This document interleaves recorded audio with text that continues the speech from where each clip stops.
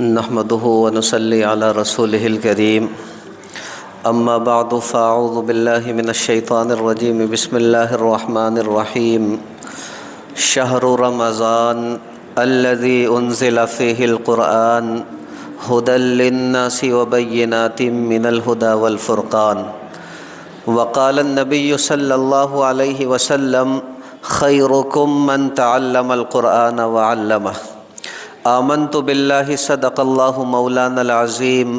وصدق رسوله النبي الكريم ونحن على ذلك من الشاهدين والشاكرين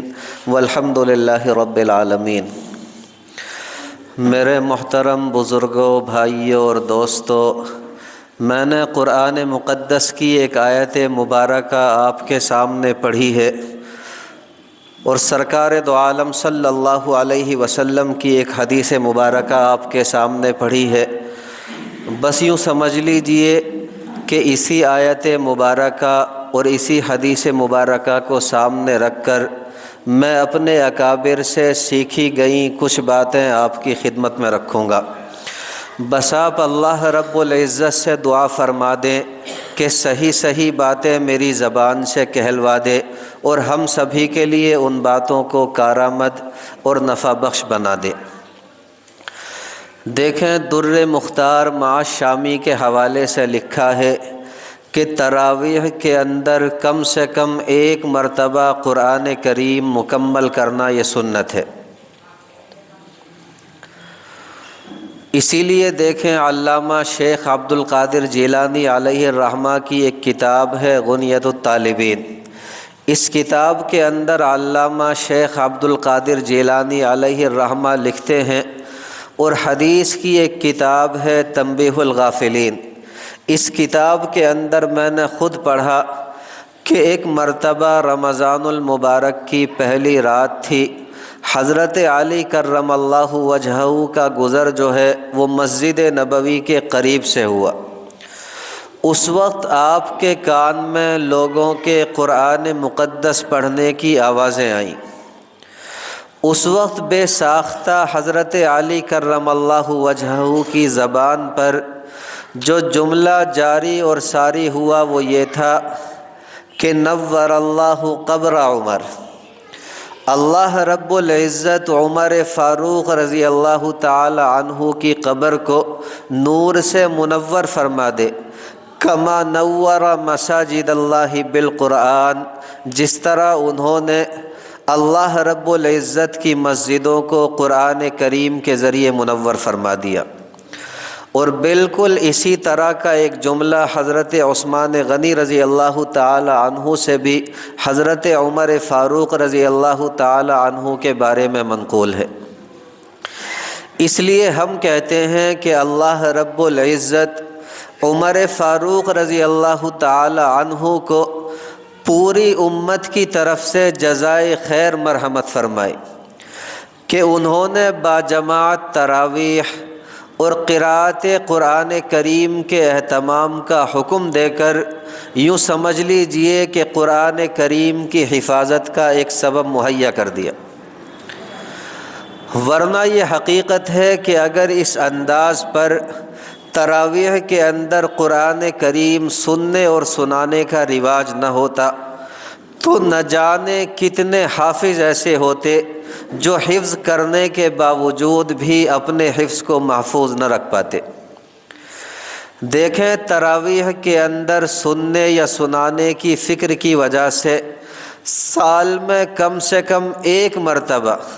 اکثر حفاظ جو ہے وہ قرآن مقدس کو اثر نو یاد کرنے کا اہتمام کر لیتے ہیں۔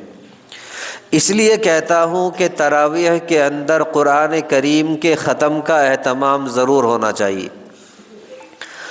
لیکن ضروری ہے کہ قرآن مقدس کے پڑھنے والے بھی اور قرآن مقدس کے سننے والے بھی قرآن کریم کے آداب کا لحاظ ضرور رکھیں۔ اور بڑے ہی افسوس کے ساتھ یہ بات کہہ رہا ہوں کہ آج کل اس معاملے میں سخت کوتاہی اور غفلت برتی جاتی ہے، اور جلدی سے جلدی قرآن کریم پورا کرنے کے شوق میں جو شرعی ہدایات ہیں ان کو پس پشت ڈال دیا جاتا ہے۔ آج ہمارے یہاں عام طور پر 5 پارے، 10 پارے، 6 پارے اور 3 پارے تراویح کے اندر پڑھنے کا رواج ہو چلا ہے۔ ایک جملہ میرے پیارے بھائیوں ہمیشہ یاد رکھیں، دیکھیں قرآن مقدس کا زیادہ پڑھنا یا زیادہ سننا برا نہیں،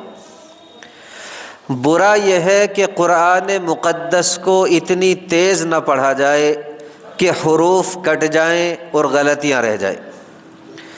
ایسی جلد بازی قرآن کریم کے ساتھ سخت بے ادبی اور توہین کی بات ہے، اور تجربے میں یہ بات آئی ہے کہ جہاں 5 دن کے اندر، اسی طرح 6 دن کے اندر یا 3 دن کے اندر قرآن کریم مکمل ہوتا ہے، وہاں اکثر دیکھا یہ گیا ہے کہ قرآن مقدس کے الفاظ کٹتے بھی ہیں اور غلطیاں رہ بھی جاتی ہیں۔ اسی لیے لکھا ہے کہ بہتر ہے روزانہ اتنی مقدار کے اندر قرآن مقدس کو پڑھا جائے جس سے قرآن مقدس 27ویں شب میں یا 29ویں شب میں جا کر کے مکمل ہو۔ اس سے میرے عزیز بھائیوں ہمیں 2 فائدے ہوں گے۔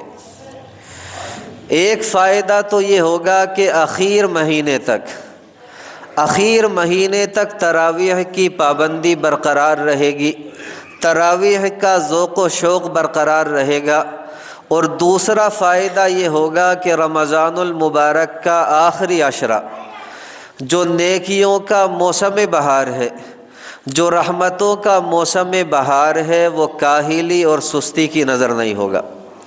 اللہ رب العزت ہم تمام مسلمانوں کو عبرت اور نصیحت کی دولت سے مالا مال فرما دے۔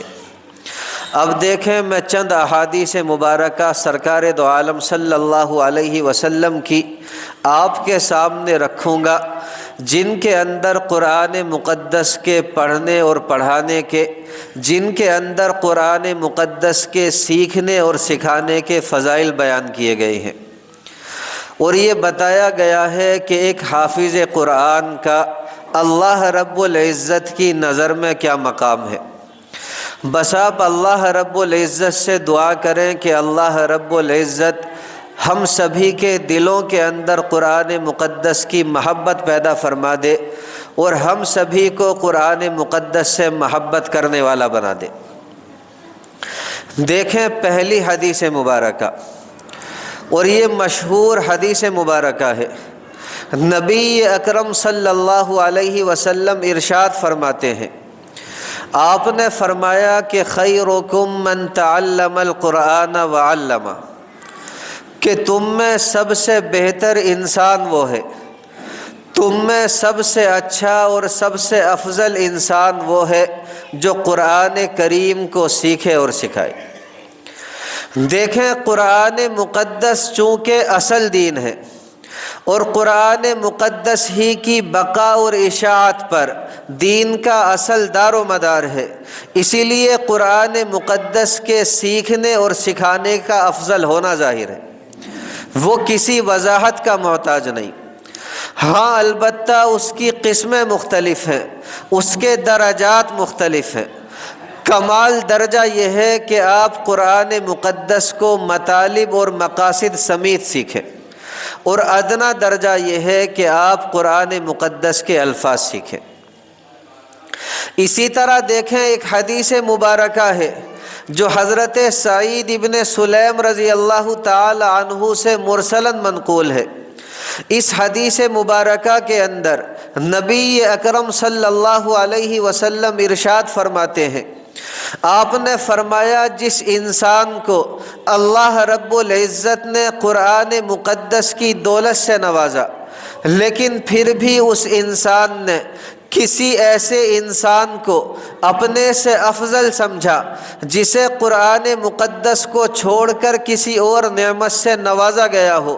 تو اس بندے نے اللہ رب العزت کے اس انعام کی ناقدری کی اور تحقیر کی۔ اور دیکھیں کھلی ہوئی بات ہے کہ جب اللہ رب العزت مرتبے اور مقام کے اعتبار سے سب سے زیادہ بلند و بالا، جب اللہ رب العزت مرتبے اور مقام کے اعتبار سے سب سے زیادہ باعظمت،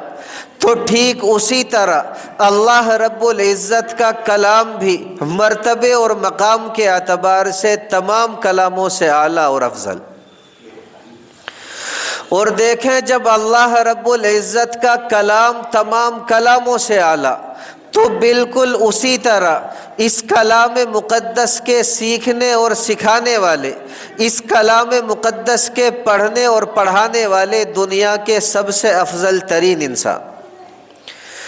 اسی لیے دیکھیں شرح احیاء کے اندر ان لوگوں کی فہرست درج ہے جو کل قیامت میں اللہ رب العزت کے عرش کے سائے میں ہوں گے۔ جس دن اللہ رب العزت کے عرش کے سائے کے علاوہ کوئی اور سایہ نہیں ہوگا، تو وہاں وہ لوگ بھی اللہ رب العزت کے عرش کے سائے میں ہوں گے جو مسلمانوں کے بچوں کو قرآن مقدس کی تعلیم دیتے۔ اور دیکھیں وہاں وہ لوگ بھی اللہ رب العزت کے عرش کے سائے میں ہوں گے جو بچپن میں قرآن مقدس کو سیکھتے ہیں اور بڑے ہونے تک اس کی تلاوت کا اہتمام کرتے رہتے ہیں۔ اس لیے ہمیں چاہیے کہ میرے پیارے بھائیوں قرآن مقدس کی قدر کیا کریں۔ ہمیں چاہیے کہ ہم قرآن مقدس کو پڑھنا بھی سیکھیں اور پھر ساری زندگی اس کی تلاوت کا اہتمام بھی کریں۔ اللہ رب العزت ہمیں عمل کی دولت سے مالا مال فرما دے۔ اسی طرح دیکھیں ایک اور حدیث مبارکہ، اور یہ توجہ سے سننے والا نبی اکرم صلی اللہ علیہ وسلم کا فرمان ہے۔ دیکھیں سرکار دو عالم صلی اللہ علیہ وسلم نے ارشاد فرمایا، آپ نے فرمایا ان الذی لیس فی جوفہ شیء من القرآن، کہ وہ بندہ جس کے دل کے اندر قرآن مقدس کا کوئی حصہ محفوظ نہیں، وہ انسان جس کے سینے میں قرآن مقدس کی کوئی صورت محفوظ نہیں، جس کے دل میں قرآن مقدس کی کوئی آیت محفوظ نہیں، آپ صلی اللہ علیہ وسلم ارشاد فرماتے ہیں وہ ایسا ہے کالبیت الخرب، جیسے ایک ویران گھر ہوتا ہے، جیسے ایک اجڑا ہوا گھر ہوتا ہے۔ اور میرے پیارے بھائیوں مثال ہے کہ خانہ خالی را دیو می گیرد، جو گھر خالی پڑا ہوتا ہے اس گھر کے اوپر شیاطین جو ہیں وہ اپنا قبضہ کر لیتے ہیں، اس گھر کے اوپر جنات جو ہیں وہ اپنا ڈیرا جما لیتے ہیں، اپنا بسیرا کر لیتے ہیں۔ ایسے گھر کے اوپر شیاطین کا تسلط اور قبضہ ہو جاتا ہے۔ اسی طرح جس دل کے اندر قرآن مقدس کا کوئی حصہ محفوظ نہیں ہوتا، جس بندے کو قرآن مقدس کی کوئی صورت اور کوئی آیت یاد نہیں ہوتی، ایسے بندے کے دل کے اوپر شیاطین کے لیے قبضہ کرنا بڑا آسان ہو جاتا ہے۔ ایسے بندے کے دل کے اوپر جنات کا حملہ کرنا بڑا آسان ہو جاتا ہے۔ ایسے بندے کے دل کے اوپر جنات اور شیاطین جو ہیں وہ اپنا تسلط کر لیتے ہیں، اپنا قبضہ جما لیتے ہیں۔ تو اگر ہم یہ چاہتے ہیں کہ ہمارے دل جو ہیں وہ شیاطین کے حملوں سے محفوظ رہیں، ہمارے دل جنات کے حملوں سے محفوظ رہیں، تو ہمیں چاہیے کہ ہم اپنے دل کی دنیا کو قرآن مقدس کے ذریعے سے آباد کریں۔ بتائیں قرآن مقدس کو یاد کریں گے نہیں کریں گے؟ انشاءاللہ ثم انشاءاللہ۔ اور دیکھیں سرکار دو عالم صلی اللہ علیہ وسلم ارشاد فرماتے ہیں، آپ نے فرمایا جس گھر کے اندر قرآن مقدس پڑھا جاتا ہے اس گھر کے اہل و عیال کثیر ہو جاتے ہیں، اس گھر کے اندر خیر و برکت ہوتی ہے، اس گھر کے اندر فرشتے آنے لگتے ہیں اور جنات اور شیاطین اس گھر کو چھوڑ کر کے چلے جاتے ہیں۔ اور فرمایا جس گھر کے اندر قرآن مقدس کی تلاوت نہیں ہوتی اس گھر کے اندر بے برکتی آتی ہے، اس گھر کے اندر تنگی آتی ہے، اور اللہ رب العزت کے فرشتے اس گھر کو چھوڑ کر کے چلے جاتے ہیں اور شیاطین اس گھر کے اندر آ کر کے بس جاتے ہیں۔ اور نبی اکرم صلی اللہ علیہ وسلم کے ایک پیارے صحابی ہیں حضرت عبداللہ ابن مسعود رضی اللہ تعالی عنہ، یہ فرماتے ہیں کہ خالی گھر وہی ہے جس گھر کے اندر قرآن مقدس کی تلاوت نہ ہوتی ہو۔ اس لیے ہمیں چاہیے کہ میرے پیارے بھائیوں کہ ہم اپنے گھروں کو ویران ہونے سے بچائیں۔ ہمیں چاہیے کہ ہم اپنے گھروں کو اللہ رب العزت کے قرآن مقدس کے ذریعے سے آباد کریں۔ اللہ رب العزت عمل کی دولت سے مالا مال فرما دے۔ اسی طرح دیکھیں سرکار دو عالم صلی اللہ علیہ وسلم کی ایک اور حدیث مبارکہ۔ اس حدیث مبارکہ کے اندر نبی اکرم صلی اللہ علیہ وسلم نے ایک حافظ قرآن کے مقام کو بیان کیا ہے، اور یہ بتایا ہے کہ حافظ قرآن کا اللہ رب العزت کی نظر میں کیا مقام ہے۔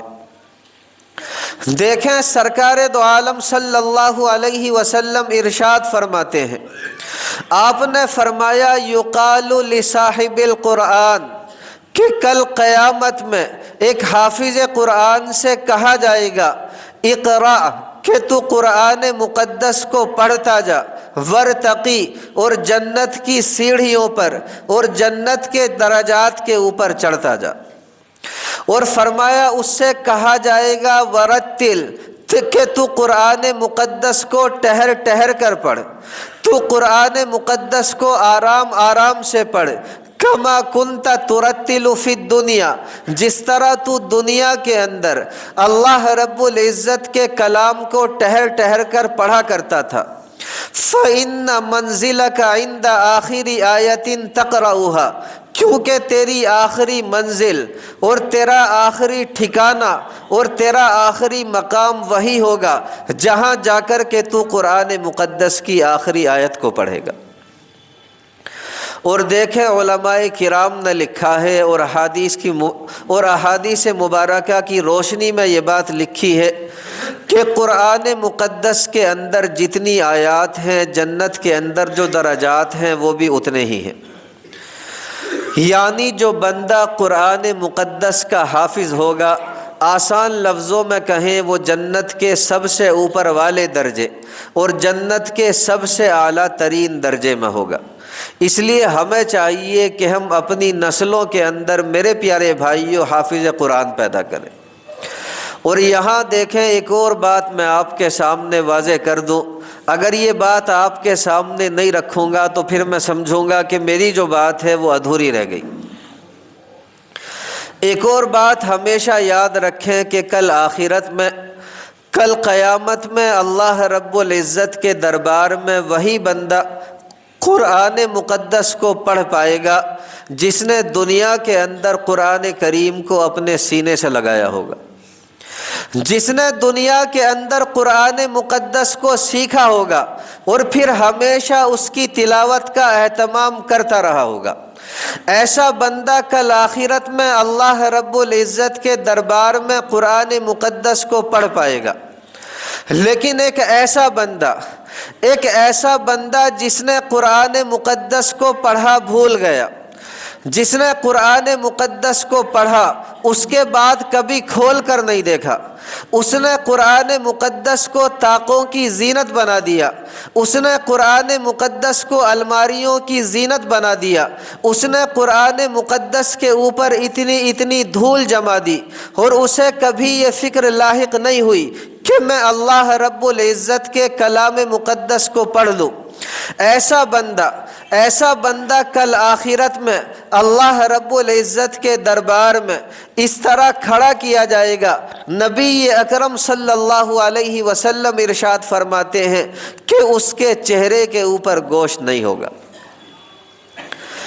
دیکھیں ایک انسان کو اپنے پورے بدن میں سب سے زیادہ محبت ہوتی ہے اپنے چہرے سے۔ انسان کسی پروگرام میں جائے، شادی میں جائے، تقریب میں جائے، میرے پیارے بھائیوں کچھ سوارے نہ سوارے لیکن اپنے چہرے کو ضرور سنوارتا۔ ایک مرتبہ شیشے کے سامنے کھڑا ہو کے اپنا چہرہ ضرور دیکھتا ہے کہ میں اچھا لگ رہا ہوں نہیں لگ رہا ہوں۔ اسی طرح یاد رکھیں اللہ رب العزت کو اپنے کلاموں میں سب سے زیادہ محبت ہے اپنے کلام یعنی قرآن کریم سے۔ اور جب اس بندے نے اللہ رب العزت کی محبوب ترین چیز کی ناقدری کی تو پھر اللہ رب العزت نے بھی اس سے اس کی محبوب ترین چیز یعنی چہرے کی رونق چھین لی۔ اس لیے کہتا ہوں ہمیں چاہیے کہ ہم قرآن مقدس کو سیکھیں بھی، اور میرے پیارے بھائیوں ساری زندگی اس کے پڑھنے کا اہتمام بھی کریں۔ دیکھیں شرح احیاء کے اندر امام صاحب علیہ الرحمہ سے نقل کیا گیا، اور یہ بات ہم سبھی کے لیے سننے والی ہے۔ آپ نے فرمایا کہ ایک سال کے اندر کم سے کم 2 مرتبہ قرآن کریم کو مکمل کرنا یہ قرآن کریم کا حق ہے۔ اتنا تو ہر حال میں قرآن مقدس کو پڑھنا ہی چاہیے۔ اس سے زیادہ اگر آپ پڑھیں گے تو وہ ہم سب کے لیے اچھی بات ہے،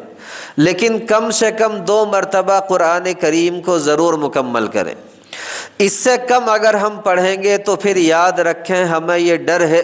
کہ کل آخرت میں اللہ رب العزت کا قرآن ہمارے خلاف کھڑا ہو جائے گا اور یہ کہے گا کہ یا اللہ آپ کے اس بندے نے میری ناقدری کی، یا اللہ آپ کے اس بندے نے میری حق تلفی کی۔ اور ایمانداری کے ساتھ بتائیں کہ جس بندے کے خلاف قرآن مقدس کھڑا ہو جائے اس بندے کی نجات کی کوئی صورت ہو سکتی ہے؟ بالکل نہیں ہو سکتی۔ اس لیے آج یہ طے کر کے اٹھیں کہ ہم قرآن مقدس کی خود بھی قدر کریں گے اور اپنی آنے والی نسلوں سے بھی قدر کرائیں گے،